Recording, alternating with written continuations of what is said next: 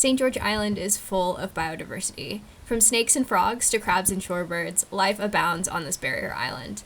It is also the home to a long-term research project that has been carried out for the past 22 years by Dr. Tom Miller, an ecologist at Florida State University. At the beginning of November, I joined Dr. Miller for his annual plant census on St. George Island. Over the past 22 years, Dr. Miller has been able to track how the island changes over time in response to hurricanes, and then he's been able to use his data to understand the interactions between storms and plants abundance, and what species may be particularly good for restoring our dunes after hurricanes. We'll join Dr. Miller out on the dunes for a discussion of his work and what it looks like to census plants on a barrier island. So I'm Tom Miller. I'm an ecologist from Florida State University, and one of the things I study is coastal dunes. And I study coastal dunes in part because they're a really important landform in this area. Then in the northern Gulf of Mexico, and really essentially all of Florida, is surrounded by barrier islands that are made up of coastal dunes. The coastal dunes have a really interesting interaction with the plants because it's reciprocal. The dunes provide habitat for a lot of different plants between the tops of dunes and the bottoms of dunes. There's a high diversity, but the plants are what really make the dunes. And so if you look at the beaches around here, as the beach goes up, you'll start to see little patches of plants, and those patches hold in soil and they stop the sand from blowing up the beach, and they help to start to create dunes, and then their roots hold in those dunes and protect them from storms. Storms can still come and just blow everything out, and of course everybody who lives in the Gulf knows about hurricanes, and so these habitats are very much determined by hurricanes. They can create whole dune areas, they can destroy whole dune areas, and it's hard to predict what they will do. But the plants play an important role in both those things, both in protecting the dunes and in restoring the dunes after hurricanes occur. So I've been coming out to this place for about 30 years, and one of the things that I noticed with a colleague, Gretchen Laboon, was that these habitats change a lot. And so both seasonally, in the spring, in the fall, the winter, there are really different plants growing there, but also just in different years. Different species of plants can dominate in different years. And so we started thinking, what are the drivers of that? What causes those patterns? Is it just the hurricanes? Is it summer storms? What is it? And so we decided to set up some study plots to show that. So we set up some large grids of stakes that are 10 meters apart. We have 441 of them. Some of them are in the foredunes. Some of them are behind the foredunes in the wet area where the water goes when the dunes get broken through by storms.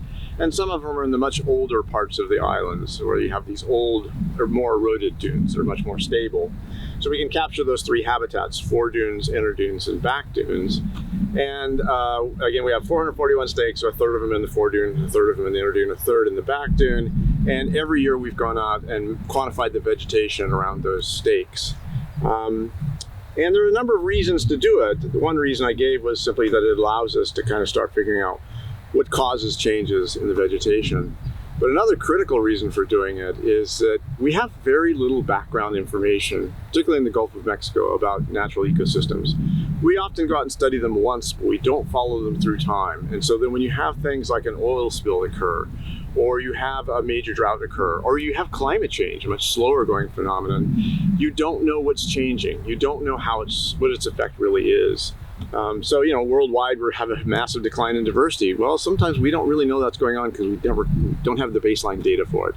So this long-term survey allows us to get that sort of baseline data as well. So every year we come out in the fall because that's when the grasses are flowering, makes it better to identify. We bring a big group of mostly graduate students, some undergraduates, some faculty from FSU, and it takes us about 3 days to survey all these plots, and then we collate that data every year and look for changes in the dunes.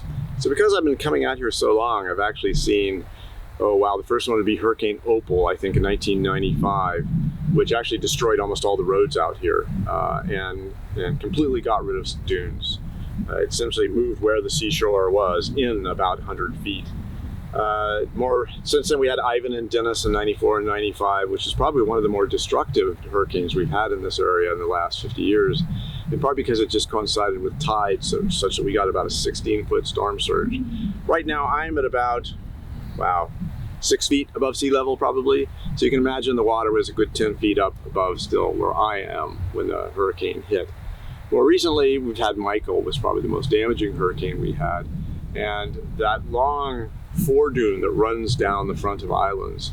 Probably about a third of that was completely wiped out by Michael. And it's interesting to look at aerial photographs because storms like Michael simply take that foredune and just shove it all back. It's like you had a sand pile in front of you and it just shoves it back and spreads it out over a larger area, which is really pretty amazing.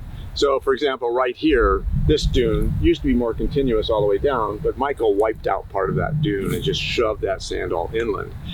What's important then is that, again, you have this interaction with the plants. And so in some areas like this dune is maybe more stable because plants here had deep roots help hold it in. But more importantly, after you do get dunes destroyed like this, the plants will come in and help start to reform dunes by stopping that blowing sand and creating dunes again. So Michael also then causes extreme flooding inland. And so this area behind the dunes can then have 2 or 3 feet of water in it that we may stay in there for quite a long time. It's actually mostly not salt water, it's mostly fresh water because these storms come with heavy rains. So it's initially you get a flush of salt water in there, but that gets washed out pretty quickly with rains. So it contributes to these being really harsh environments. During February to May, there can be almost no rain out here. They can be dry, miserable environments. There are cactus out here. It can be mostly bare sand. The plants are not doing well.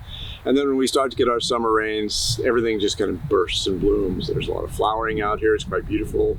Plants spread and grow. And then you get hurricanes, kind of wipe it all out. And so you have this kind of dance between the droughts that can occur parts of the year, the extreme rains that can occur parts of the year, and then the storms that are really destructive and highly unpredictable. The vegetation you see in any year then is going to be the sum of those things. And so it's how much rain did you get in the spring? How much rain and storms did you get in the summer and fall? And did you get hurricanes? And that's what kind of creates this intricate pattern that we have out here of dunes and plants. Censusing plots takes a team. There is a primary plant identifier, someone with at least a few seasons of experience and who knows the plants well. Then there's often an assistant plant identifier, who may be out there learning the plants for the first time, or are already a seasoned plant identifier themselves, and are simply there to help the lead identifier to not miss any hidden plants, as there often are on many of the plots. Then there's the recorder. They are responsible for listening closely and accurately recording the percent cover of each species on their datasheet.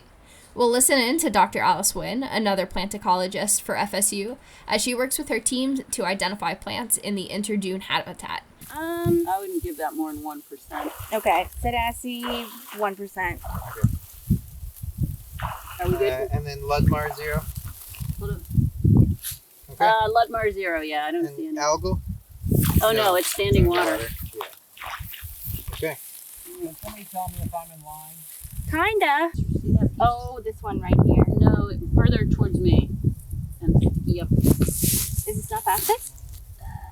Canassi, but this is past this.